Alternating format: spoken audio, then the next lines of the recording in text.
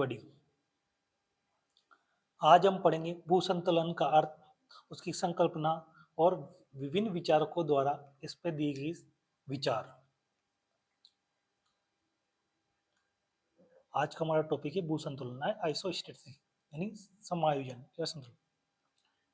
पृथ्वी की भूपटी पृष्ठ के नीचे स्थित अर्ध ध्रुव पर संतुलन की स्थिति में तैरना क्या कहलाता है? हमारा भू संतुलन कहलाता है।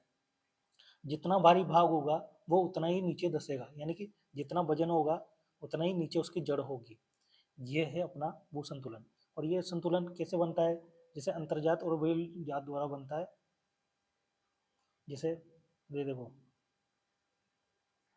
पानी में नाव कैसे तैरती है? जितना वो अगर उसका वजन है उतना पानी पे उत्प्लावन बल लगता है तो नाव तैरती है, मगर उससे कम पानी हटाएगी तो डूब जाएगी। पानी में बर्फ का टुकड़ा तैरता है, दूध में मलाई तैरती है।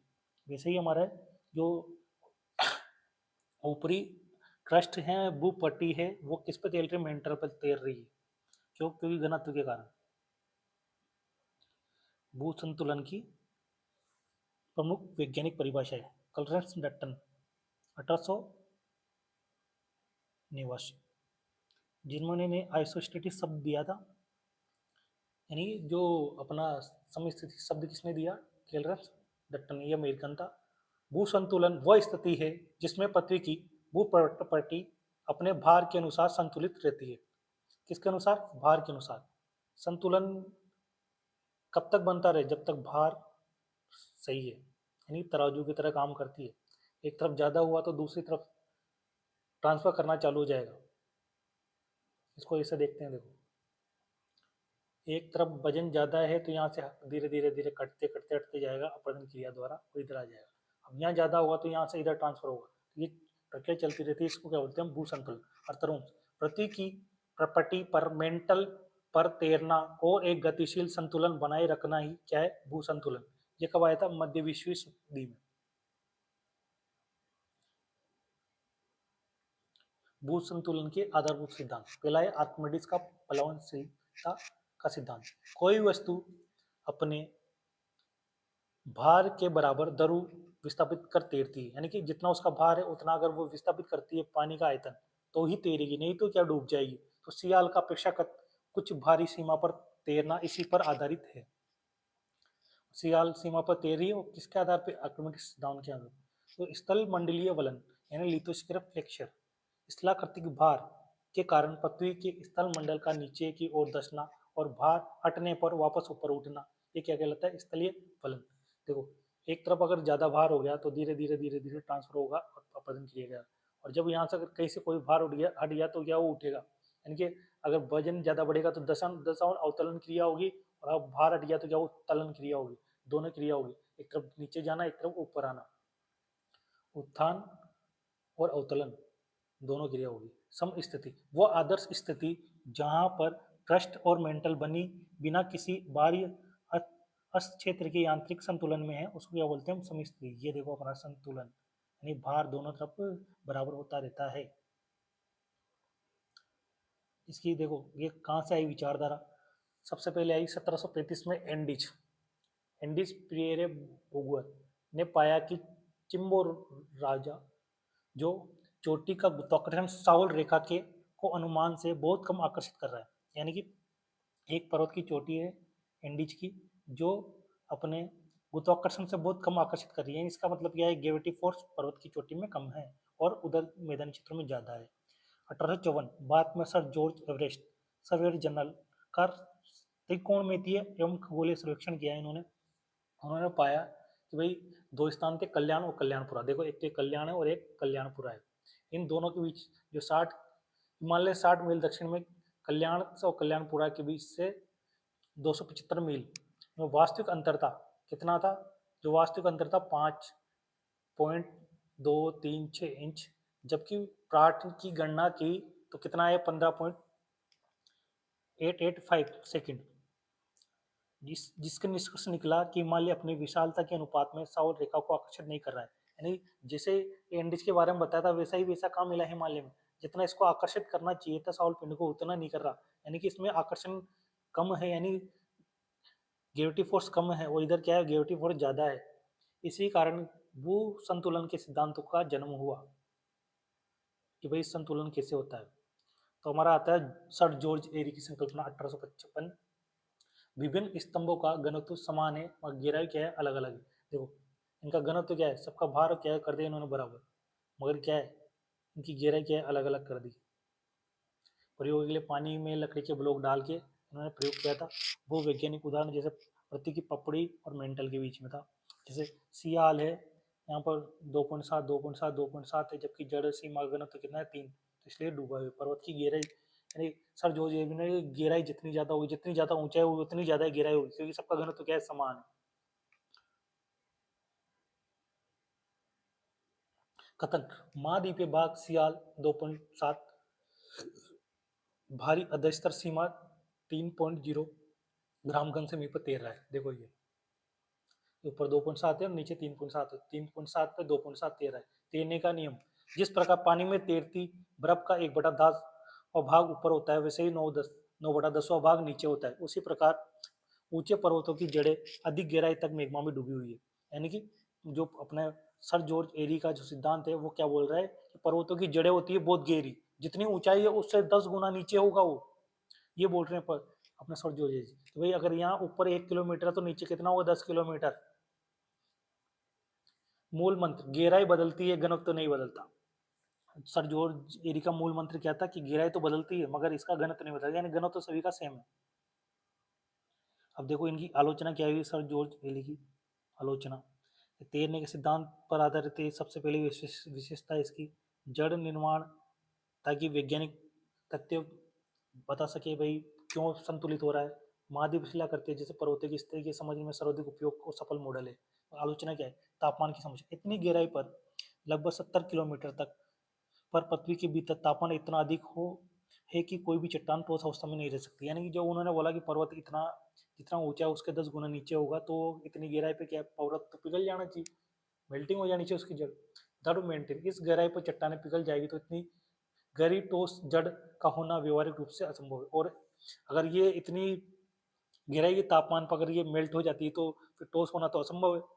फिर जोली के अनुसार यदि एरी का सिद्धांत सही है और हिमालय 8,848 मीटर तैर रहा है तो 1/8 अनुपात के अनुसार इसकी जड़ 17,784 मीटर होगी, जो असंभव है।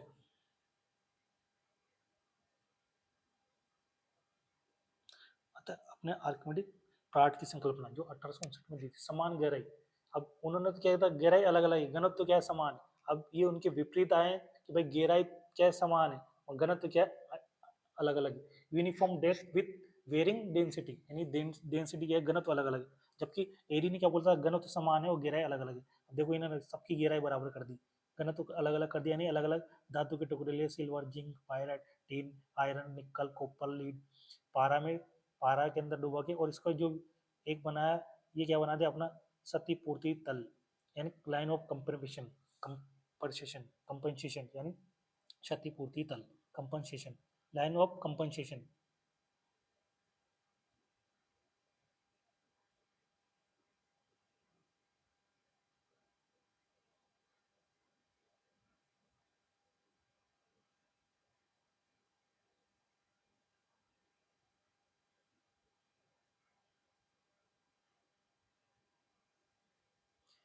देखो लाइन ऑफ कंपनसेशन में भी देखो प्राट ने क्या बोला, प्राट ने हिमालय का औसत घनत्व 2.75 माना, जिसमें 15.885 का अंतर निकला। उन्होंने माना कि ऊंचाई और घनत्व में उल्टा अनुपात होता है, कि जितना अगर ऊंचाई अधिक होगी तो घनत्व क्या होगा, कम होगा।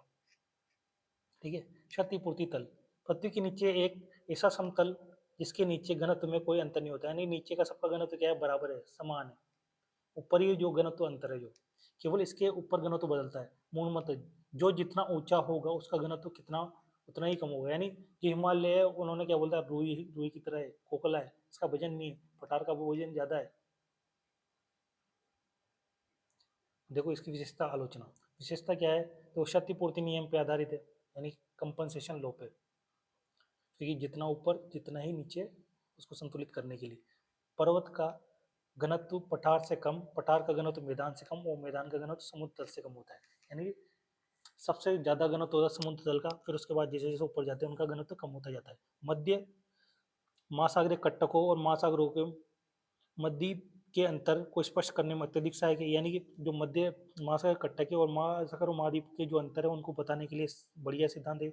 एरी का सिद्धांत तैरने के नियम पर विश्वास नहीं करता, ये तैरने के नियम पर नहीं विश्वास करता, ठीक है। ये तैरने के नियम पे कौन करता है? एरी। ये आलोचना यदि घनत्व बदलता है तो दो अलग अलग स्तंभ जैसे पर्वत पठार के बीच अचानक ऊर्ध्वाधर विभाजन रेखा कैसे हो सकती है? अगर जैसे दोनों का अलग अलग घनत्व है तो उनके बीच में विभाजन रेखा कैसे होगी? एक तो प्रकृति में देश बताया इन्होंने, और प्रकृति में क्षैतिज रूप से घनत्व में इतना तीव्र और अचानक परिवर्तन व्यवहारिक है, अब वो वैज्ञानिक रूप से संभव नहीं है। जो इन्होंने जो अलग अलग पिलर्स बताया और अलग अलग पिलर्स का अलग अलग घनत्व बताया, ये अव्यवहारिक है, क्योंकि इतनी इतनी इतनी तेजी से इतना अचानक परिवर्तन नहीं हो सकता घनत्व में। एरी और प्राट का विवाद देखो, एरी ने क्या बताया? समान घनत्व और समान गहराई, यानी यूनिफॉर्म डेंसिटी वेरिंग डेप्थ। जबकि प्राट ने क्या बताया? घनत्व अलग अलग है मगर गहराई क्या समान है, वेरिंग डेंसिटी यूनिफॉर्म डेप्थ, दोनों एक दूसरे के विपरीत चल रहे हैं। एरी का सिद्धांत किस पे था? प्लवनशीलता के नियम पर, यानी लो ऑफ फ्लैटेशन, यानी तैरने की सिद्धांत पर, नियम पर। जबकि प्राट का था क्षतिपूर्ति नियम, यानी कंपनसेशन लो पर। एरी क्या बोलता है? जड़ों की संकल्पना, ये पर्वतों की जड़ होती है। क्या होती है? पर्वतों की जड़ होती है। जबकि प्राट बोलता है पर्वत की जड़ नहीं होती, बीच नीचे क्या होती है? एक क्षतिपूर्ति रेखा होती है जहां पर सब बराबर हो जाते हैं, यानी कोई जड़ नहीं होती है पर। एरी का मत क्या कहता है? महाद्वीप शिलाकृतियों के लिए। जबकि प्राट क्या बताता है? किसके लिए उपयुक्त बताता है? महासागरों महाद्वीपों के बीच के अंतर के लिए। मूल अंतर ये है कि एरी बदलते आकार के साथ समान घनत्व मानते हैं। एरी बदलते आकार के साथ समान घनत्व मानते हैं, जबकि प्राट समान गहराई के साथ बदलता घनत्व मानता है। यानी कि एक तो गहराई में अंतर मानता है, आकार में अंतर मानता है, और एक किसमें मानता है? घनत्व में। एफर्ट और बॉबी की संकल्पना देखो, एफर्ट और बॉबी ने कौन सी संकल्पना दी? देखो, कथन था इनका ये। प्राट के विचारों से अत्यधिक समानता, इन्होंने माना कि पर्वतों के नीचे का पदार्थ महासागरों के नीचे पदार्थ से हल्का होता है, यानी कि जो पर्वतों के नीचे का जो पदार्थ होता है वो महासागरों के पदार्थ से हल्का होता है, यानी ऊपर तो हल्का नीचे गहरा, यानी सागरों के नीचे तो गहरा है, पर्वतों के नीचे क्या हल्का है। विशेषता, ऊंचाई और घनत्व के बीच विपरीत संबंध होता है। इन्होंने किसका हुआ था? ऊंचाई और घनत्व के बीच में क्या है? विपरीत संबंध, समतोल। ये भी प्राट का सपोर्टर था, तो इन्होंने बोला कि भाई घनत्व अलग अलग हो सकता है मगर ऊंचाई सेम है ना। तो गहराई इन्होंने समतोल तल किस पे दिया? 100 किलोमीटर की गहराई पे दिया। देखो ये समतोल तल। आलोचना, 100 किलोमीटर की गहराई पर अत्यधिक तापमान 32 मीटर पर 1 डिग्री सेल्सियस वृद्धि के कारण चट्टानों का ठोस अवस्था में रहना असंभव है। यानी कि ये अगर 100 किलोमीटर की गहराई पर हम देखते हैं ये समतोल तल, तो क्या होगा? हर 72 मीटर पे 1 डिग्री सेल्सियस तापमान बढ़ जाता है, तो इतनी गहराई पे तो हमारे चट्टानों का ठोस होना असंभव है। और भूपट्टी ऊर्ध्वाधर स्तंभों की वजह से 30 परतों में पाई जाती है। और जो अपनी भूपट्टी है वो एक स्तंभ नहीं होकर किसमें? एक पट्टिका के रूप में है। जोली की संकल्पना 1925, जोली ने 1925 में कहा गया कथन, एफर्ट और बॉबी की 100 किलोमीटर समतोल रेखा का कड़ा खंडन करते हुए जोली ने किसका सपोर्ट किया? एरी का। इन्होंने बोला इतनी गहराई पर तापमान इतना अधिक हो गया सब कुछ पिघल जाएगा। एक पतली रेखा के बजाय क्षतिपूर्ति क्षेत्र की यथार्थ संकल्पना है। ये क्षेत्र 10 मील या 16 किलोमीटर मोटा, जहां घनत्व में परिवर्तन होता है। कितना होता है? ये 10 मील या 16 किलोमीटर होता है। ये यथार्थवादी संकल्पना है। और ये किस पे है? एरी के पल्लवनशीलता यानी तैरने के नियम पर आधारित है। आलोचना क्या है? देखो ये इनका क्षतिपूर्ति जोन, इन्होंने क्षतिपूर्ति जोन तो ले लिया उसका प्राट का, मगर मेन विचार किसका है? एरी का। 10 मील का ये क्षेत्र भी वो वैज्ञानिक रूप से अत्यधिक सरलीकृत है। यह सिद्धांत आधुनिक विवर्तनिक गतिविधियों को की पूरी तरह से वैज्ञानिक व्याख्या नहीं करता है, यानी कि जो प्लेट वर्तन सिद्धांत चल रहा है वो उसके अनुसार इसकी व्याख्या नहीं है। ये स्कैनन की संकल्पना, ये स्कैनन की संकल्पना देखो क्या, स्कैनन ने माना कि पृथ्वी के भीतर घनत्व केवल क्षैतिज रूप से ही नहीं बदलता बल्कि ऊर्ध्वाधर रूप से बदलता है, यानी कि दोनों रूप से बदलता है। इधर देखो एक पॉइंट है अपना, तो यहाँ ए तो यहाँ पर बी सी, तो दोनों तरफ से बदलता रहता है अपना घनत्व। और पहले के जो सिद्धांत आया था उसमें पहले के घनत्व सीधा सीधा बदला, अभी इसने क्या तिरछा भी बदल दिया, क्षैतिज रूप से भी बदल दिया। ऊपर जाने पर घनत्व कम होता है, नीचे जाने पर बढ़ता है। एग्जाम्पल, सागर तल पर घनत्व 2.76 ग्राम घन सेमी, 3 किलोमीटर पर 2.70 ग्राम घन सेमी। हल्की शिलाओं के घनत्व 0.004 ग्राम घन सेमी प्रति किलोमीटर की दर से बढ़ता है, इस दर से बढ़ता है। आलोचना, गणितीय रूप से यह मॉडल अत्यंत जटिल है, हालांकि यह भूवैज्ञानिक दृष्टि से पिछली सभी संकल्पनाओं की तुलना में अति यथार्थवादी माना जाता है, यानी कि जो अपने वास्तविकता के निकट माना जाता है, मगर ये बहुत जटिल है क्योंकि इसमें घनत्व को न तो समान बताया न अलग बताया। इसमें क्या है, हल और नई ऊर्ध्वाधर में बताया, न क्षैतिज ऊर्ध्वाधर, दोनों तरफ से ही इसने घनत्व को बदला, घनत्व बदला, हाइट बदली, तो चारों चीजें एक साथ इसने जटिल बना दिया इस सिद्धांत को। आर्थर होम्स का सिद्धांत, यह 1920 से 30 के ये शास्त्रीय भू संतुलन और प्लेट वर्तिक सिद्धांत के बीच की पुल का काम करता है। आर्थर होम, पृथ्वी की आंतरिक भाग और मेंटल की गतिशीलता की उन्नत और वैज्ञानिक समझ पर आधारित है। किस पर आधारित है? एक तो पृथ्वी की आंतरिक संरचना और मेंटल की गतिशीलता, क्योंकि अपने होम्स ने क्या संवहन तरंग सिद्धांत दिया था ये, तो इस संवहन तरंग सिद्धांत के आधार पर ही ये वापस अपने भू संतुलन को व्याख्या करता है। ये एरी के मॉडल का एक अत्यंत उन्नत और संशोधित रूप है। प्राट के तर्क और एरी की पोलराइजेशन का सर्वोत्तम मिश्रण है, यानी इसने प्राट की भी सामग्री ली है और एरी की भी ली है। थर्मल और मेटेरियल डायमेंशन का समावेश है, यानी एक तो तापीय चक्र है और एक घनत्व का है, दोनों चीजों को सम्मिलित किया है इसने। निष्कर्ष क्या है इसका? स्थिर बलों को पुरानी सोच को खारिज किया है, जो प्राट और एरी ने बताया है एक इस ब्लॉक उसको खारिज किया। होम्स का सिद्धांत भू भौतिकी और प्लेट वर्तन सिद्धांत के करीब माना जाता है, यानी कि वर्तमान में सबसे बेस्ट सिद्धांत होता है भू संतुलन का आर्थर होम्स का सिद्धांत, क्यों? क्योंकि ये प्लेट वर्तन सिद्धांत पर आधारित है। और प्लेट वर्तन सिद्धांत कैसे अपना एक मास्टर सिद्धांत है, एकीकृत सिद्धांत है। अब देखते हैं एरी। एरी ने का मुख्य सिद्धांत क्या था? तैरने का नियम पर आधारित, और इसकी संकल्पना क्या थी? समान घनों से विभिन्न गहराई। और इन्होंने गहराई कैसे बताई? भिन्न भिन्न बताई। प्राट क्षतिपूर्ति यानी कंपनसेशन पे आधारित, और इनके क्या थे? घनत्व तो अलग अलग होता है, गहराई क्या होती है? समान होती है। और एक जहाँ कहाँ पर ये संतुलित होती है? एक निश्चित तल पे होती है, जिसको हमने क्या बोला? क्षतिपूर्ति तल, effort of Bobby. Effort Bobby क्षतिपूर्ति का लेते हैं। और इन्हें क्या बताया? ऊंचाई और घनत्व में क्या था? विपरीत संबंध होता है। अगर ऊंचाई ज्यादा होगी तो घनत्व कम होगा, घनत्व कम होगा तो ऊंचाई ज्यादा होगी। ये और इन्होंने क्या बोला? 100 किलोमीटर पर क्या बताया? समतोल तल बताया। जोली तैरने के नियम पर आधारित है, फ्लोटिन पर। ये भी समतोल रेखाओं का खंडन करते हैं, जो इन्होंने हेफर्ड बोविन बताया उसका खंडन करते हैं। मगर इन्होंने क्या है, अलग एक प्राट की के मीटर को उठा के क्या दिया? एक 10 मील पर एक क्षतिपूर्ति जोन दे दिया। इसके न ऊर्ध्वाधर और क्षैतिज घनत्व, ऊर्ध्वाधर और क्षैतिज घनत्व दोनों अलग अलग बताए। और ऊंचाई के साथ घनत्व में क्या होती है? कमी, यानी कि ऊंचाई और घनत्व में विपरीत संबंध होता है। ये 2.76 ग्राम घन सेमी सी लेवल पर घनत्व बताता है। होम्स, होम्स क्या है अपना? मेंटल की गतिशीलता के आधार पर इसका सिद्धांत। और इसमें क्या किया है? एरी और पार्ट दोनों का सम्मिश्रण किया है। और ये प्लेटो सिद्धांत है, ये किसका? दुर्बलता मंडल के आधार पर 13 बताता है। हम देखो और चीज देखते हैं इसको विस्तार से। देखो एरी ने क्या बताया था? मूल आधार क्या था? मोटाई अलग अलग इन दोनों की। और क्या है? प्रॉपर्टी का घनत्व क्या है? समान है। और जड़ क्या है? हाँ जड़ है। एरी ने क्या बोला? जड़ है। प्राट बोलता है घनत्व अलग अलग है, और प्रॉपर्टी का घनत्व भी क्या है? अलग अलग है। और क्षतिपूर्ति तल है, यानी जड़ नहीं है। जोली बोलता है ब्लॉक संरचना, यानी कि ब्लॉक बने हुए हैं, और इनका प्रॉपर्टी का घनत्व समान है। और जोन क्या कितना बताया इसमें?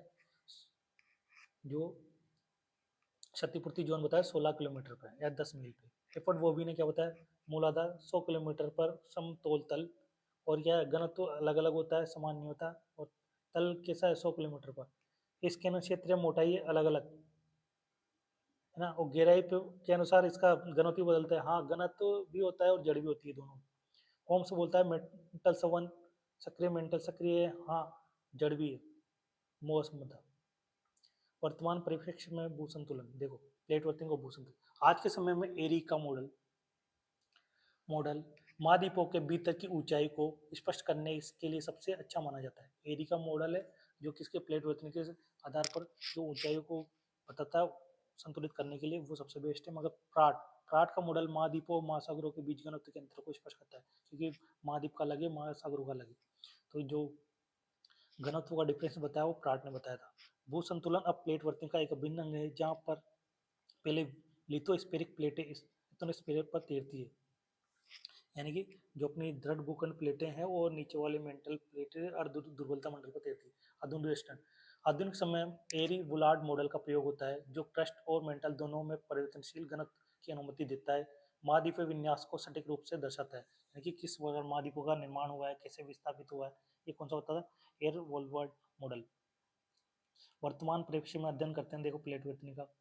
देखो भू संतुलन अब केवल ऊर्ध्वाधर और वर्टिकल बल को अकेले नहीं, बल्कि ये गतिशील प्लेटों की क्षैतिज गति से भी नियंत्रित होता है। पहले क्या होता है भू संतुलन में, कह रहा हूँ ऊपर नीचे घना तो बताया था, मगर अब क्या प्लेट क्षैतिज रूप में भी अलग अलग है। लचीला भू संतुलन फ्लेक्सिबल आइसोलेशन स्टल मंडल स्वतंत्र टुकड़ों में नहीं है, बल्कि एक लचीली चादर की तरह है जो मुड़ता है, एक जगह भार बढ़ने पर दूर तक उसका प्रभाव होता है। यानी कि जो अपना जो क्रस्ट है वो इतना लचीला है, अगर यहाँ पर भार डाला तो इसका प्रभाव यहाँ भी होगा, यानी कि उसका प्रभाव कहीं दूर तक होता है। आधुनिक मॉडल एरी वोल्वार्ड मॉडल सबसे मान्य है, जो क्रस्ट और मेंटल दोनों में परिवर्तनशील घनत्व की अनुमति देता है।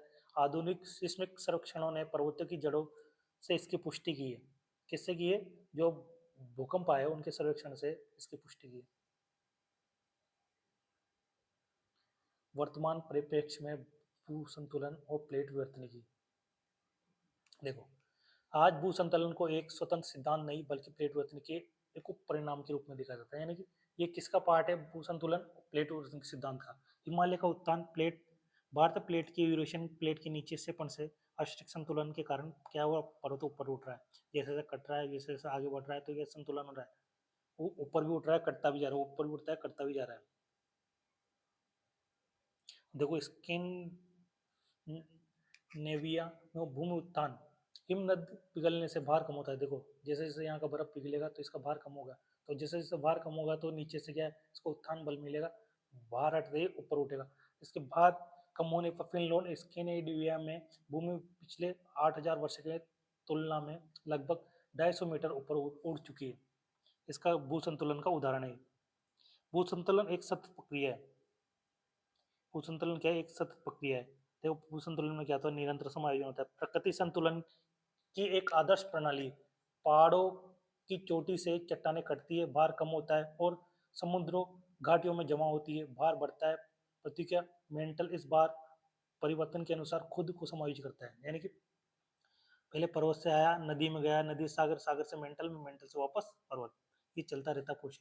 जैसे पर्वत निर्माण, अपर्दन हुआ, अवसादन हुआ और फिर वापस संतुलन, 1 2 3 4 स्टेप में चलता रहता है। ये और भी स्टेप होते हैं इसके बीच में, मगर इसमें 4 ही है। ग्लेशियर रिबाउंड थ्योरी, जब हिम युग यानी आइस शीट की विशाल बर्फ पिघलती है तो भार हटने के कारण भूपति की भूपटी या पपड़ी का वापस ऊपर उठती है, जैसे कि वर्तमान में ग्रीनलैंड ऊपर उठ रहा है। वर्तमान में कैसे, क्योंकि उसका ऊपर का भार हट गया तो उसको खाली होते ही ऊपर उठने का मौका मिल गया।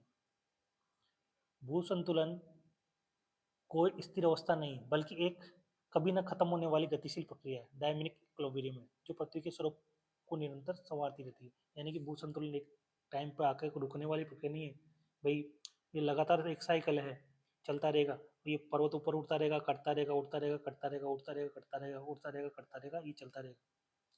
भू संतुलन एक सतत प्रक्रिया जिसमें देखो उत्थान, उत्थान के बाद अपर्दन, अपर्दन के बाद निक्षेपण, निक्षेपण के बाद अवतलन, अवतलन से फिर वापस उत्थान, ये चलता रहता है।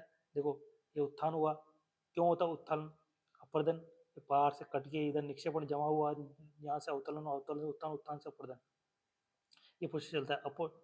ये प्रोसेस चलता रहता है अपना, अपर्दन, निक्षेपण, अवतलन, उत्थान, उत्थान से अपर्दन, अपर्दन निक्षेपण, निक्षेपण से अवतलन। भू संतुलन एक स्थिर अवस्था नहीं बल्कि एक प्रकृति का अमृत चक्र है। पर्वतों का ऊपरी भाग कटता है जिससे उनका भार कम होता है, भार कम होने से पर्वत की जड़ें मैग्मा से ऊपर उठती है और अपरदित मलबा समुद्र या बेसिन में जमा होता है। बढ़ते भार के कारण बेसिन तली नीचे धस जाती है और मैग्मा के चक्कर ऊपर वापस पर्वत के नीचे आ जाता है, यानी कि मैग्मा का ट्रांसफर होता रहता है। भू संतुलन एक सतत प्रक्रिया है। देखो ये अपर्दन होगा, हाइस्टेरेटिक बॉन्ड थ्योरी के आधार पर जब पर्वत की कटाई होती तो भार कम होगा, भार कम होगा तो भूमि क्या होगी, ऊपर उठेगी। अगर यहाँ से तराजू से यहाँ से हटाएंगे तो ये पलड़ा ऊपर जाएगा ना, वैसे ही इसमें होता है। और जहाँ जहाँ अवसाद जैसे जैसे फिलामेंट ये अपने जलोढ़ आती जाएंगी और भार बढ़ता जाएगा तो ये क्या होगा, नीचे दबता जाएगा। अगर यहाँ पर भार डालती जाएंगे, ये तराजू मान लो एक तरफ से भार हटाया और यहाँ डाल दिया, तो जहाँ पर रखेंगे उसका पलड़ा नीचे जाएगा, यानी निमज्जन होगा।